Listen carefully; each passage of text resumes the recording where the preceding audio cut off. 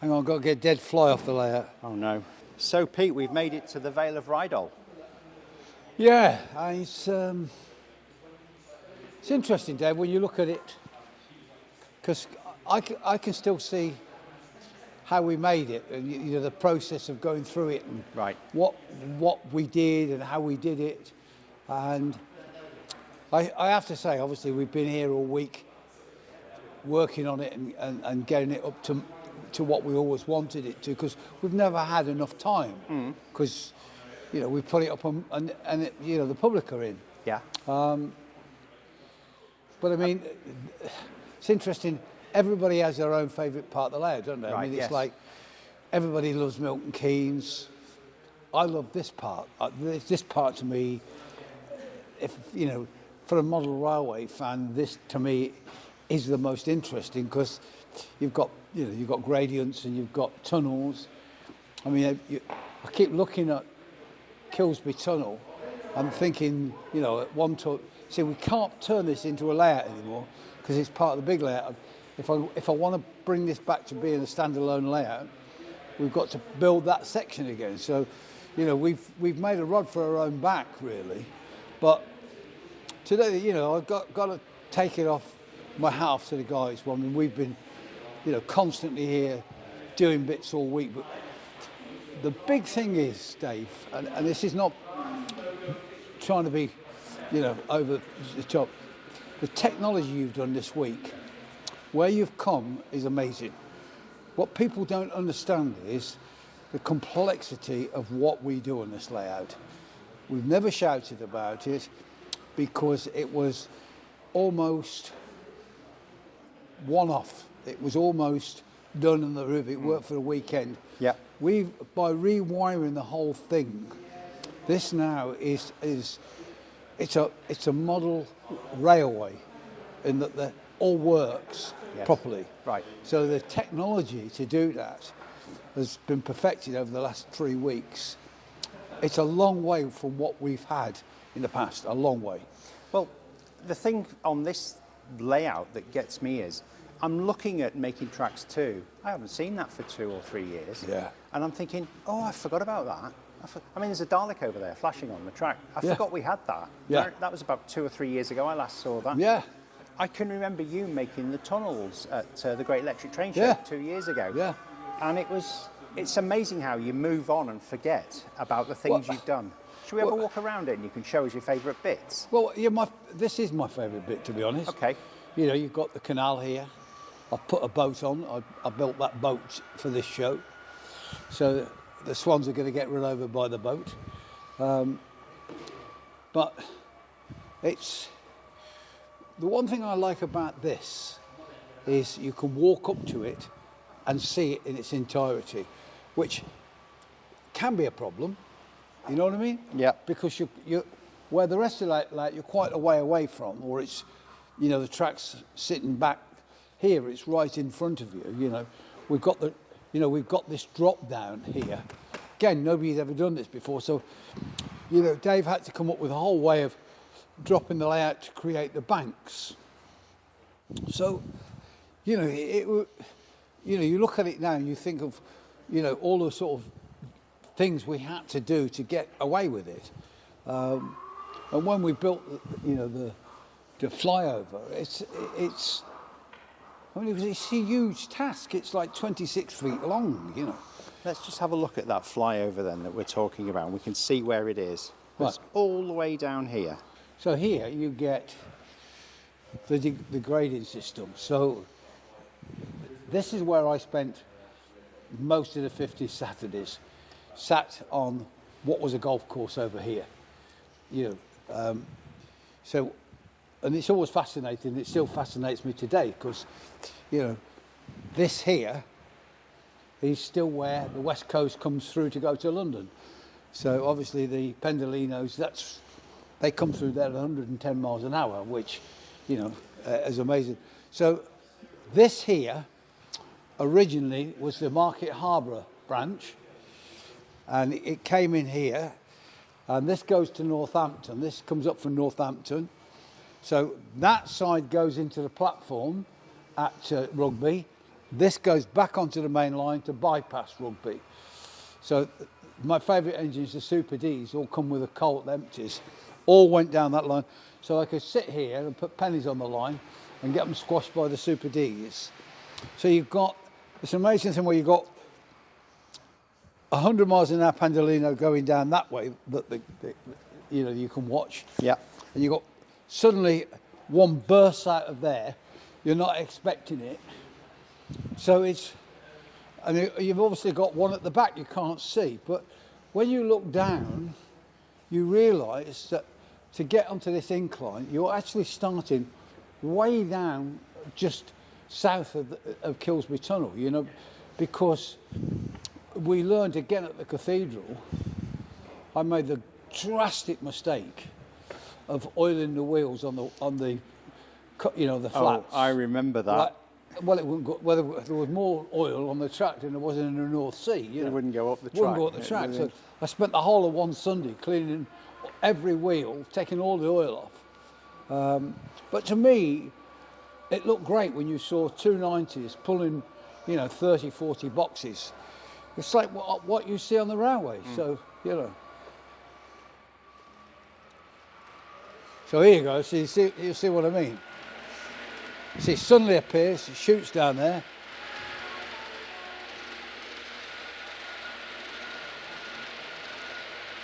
And that's what you see every day. And so this isn't here anymore, this bridge is gone.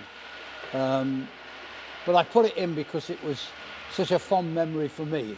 So that bridge there doesn't exist anymore. They got taken down when they modernised the railway, put the electrification up. So, but I love this bridge. So I thought, well, this is modeller's license, so I'm putting that in. But, you know, it's... And the other thing we learnt when we were doing this was to create the curves. Right. It doesn't work if it's straight. And so when we got past this and we were building Milton Keynes, we talked about stepping out and creating so that when you got what you got now, you walk down, the track's moving all the time. So you've not just got a straight, boring, straight line. Right. You know, the train's moving like on a real railway. Yes. Right, there's a power station there, isn't there? Or transformer? Yeah, so this here, when I was, you know, spotting in the 50s, this was actually a coal yard. Right. And I mean by that, you know, they kept wagons here, so you can imagine. So I'm up there spotting, and you could never see which engine, so you had to wait till the end of the day, till the engine finished shunting down here to get the number. And of course, then you were disappointed because you got it anyway. So you've waited all day for it, and it's the same one. So, but now, of course, I just wanted to put that in, and again, it's. And this is an area where the trains can breathe. You get the feeling of distance, don't you? That they're Yeah. actually travelling somewhere. Yeah. And it also, you know, you've got the catenary and the power supplies and the power feeds. And it's really interesting, but we had a guy turn up, he was Australian at the cathedral. And he went, I can't believe you've modelled the power feeds. He said, I've never seen anybody do that. I said, but they're so obvious. And I remember, because I knew they were there, but you can't get to them at Rugby. So I had to drive down to Stafford, where there are also the setup. So I had to go to Stafford and photograph them and measure them all at Stafford, you know. And the other thing we wanted to do was do the different catenaries. That was important to us because...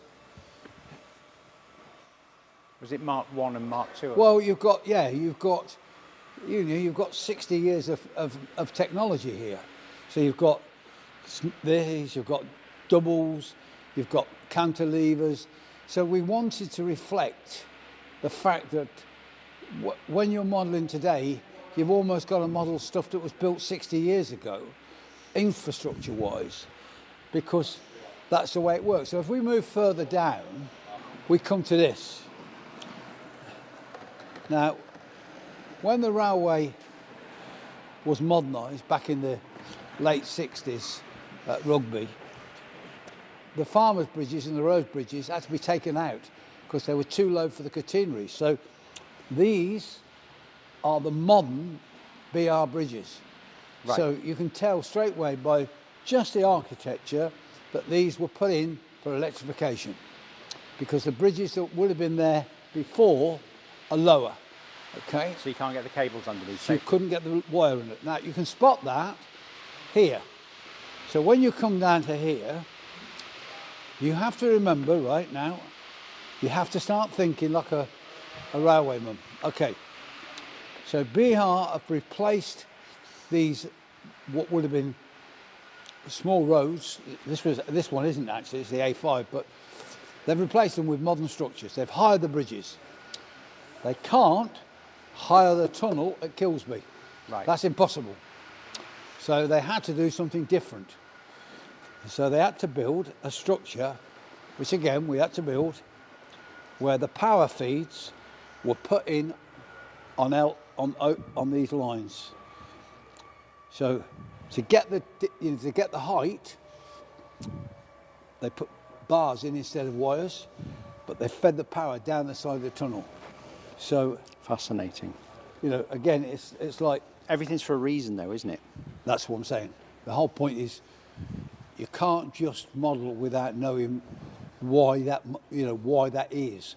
So I don't like to jump about a bit, but behind you, these here, these are power boxes. So these replaced signal boxes.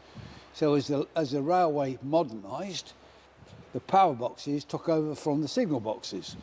So you don't see any signal. We haven't seen signal boxes on the west coast for quite some time, but they discreetly, nearly where all the old signal boxes were, you pretty well got a power box. Right. Because all the relays are in there, because obviously something's got to work the signals. It's not osmosis, you know what I mean? And you've got the power, because they're in the middle of nowhere, so you've got the power feeding them.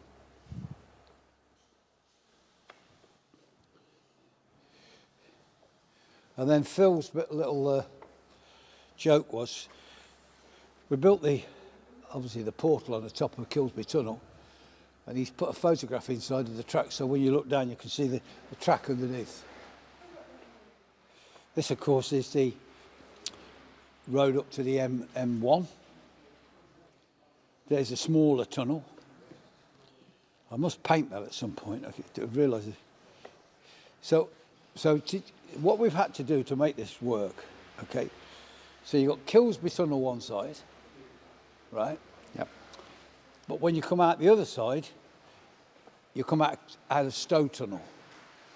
Because of course we can't model a bit between Kilsby and Stowe. It's two line, and we couldn't get it in. So what we did to get the world record, this again was a farm bridge. So we turned it into Stowe, and then when we're 16 feet missing at the minute, which is Blissworth. So here, that disappears behind, and it goes back to two track all the way through to Milton Keynes, to Road Junction. We haven't even got to Milton Keynes yet, have we? We're No. just approaching it now. No. So this is where you have to compromise with what you're trying to do, scenery-wise. I mean, we've travelled, must be 64 feet before we even got to Milton Keynes on this layout. It's actually more than that, 72 feet. Blimey. That's 72 feet to there. To there. That's 72 Let's feet. have a look at that. Yeah, so that's 72 feet to there.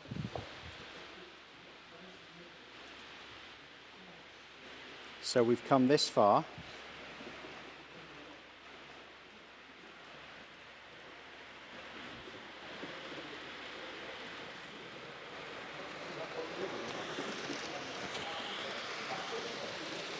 And then the train approaches Milton Keynes. Yeah, so this is the throat to Milton Keynes,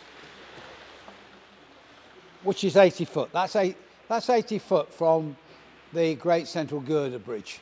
Right. So this is your throat to Milton Keynes, and of course Milton Keynes is bi-directional. So again, this is something we've worked on for the last 3 months, making it all work properly.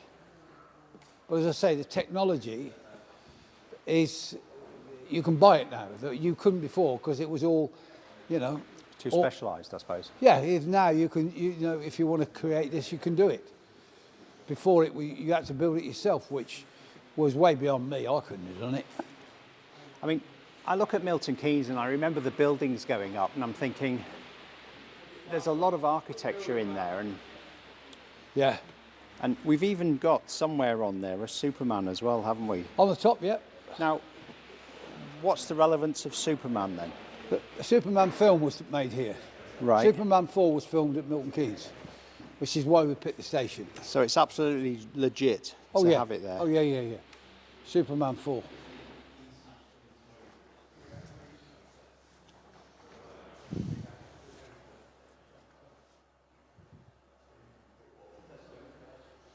I mean, Milton Keynes looks great from a distance, doesn't it? I think you get the best perspective.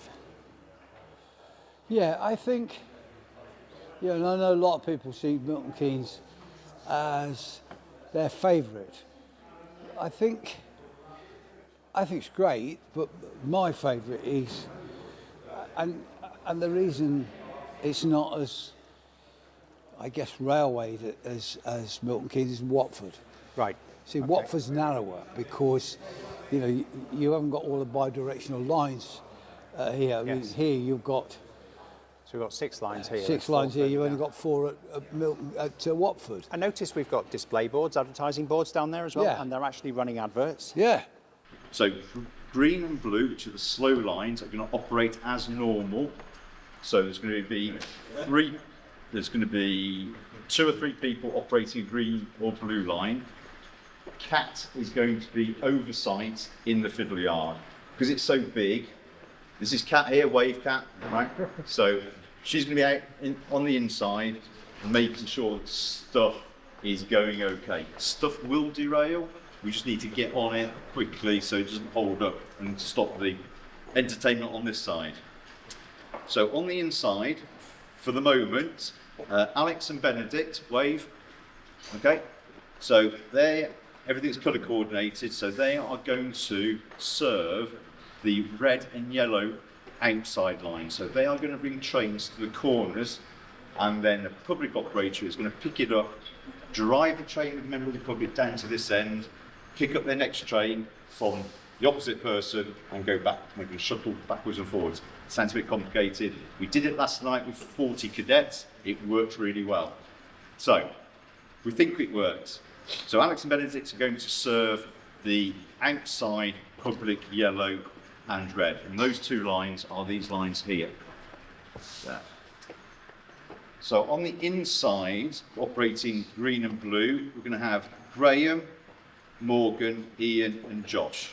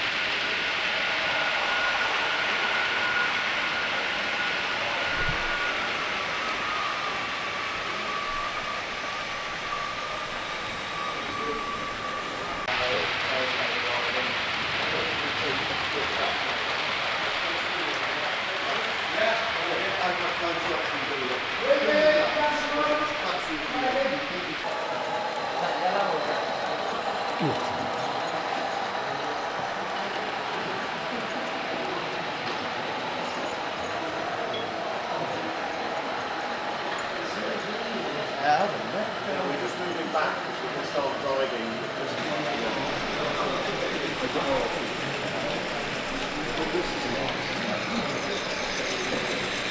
You know drive one? Right. Driving the train.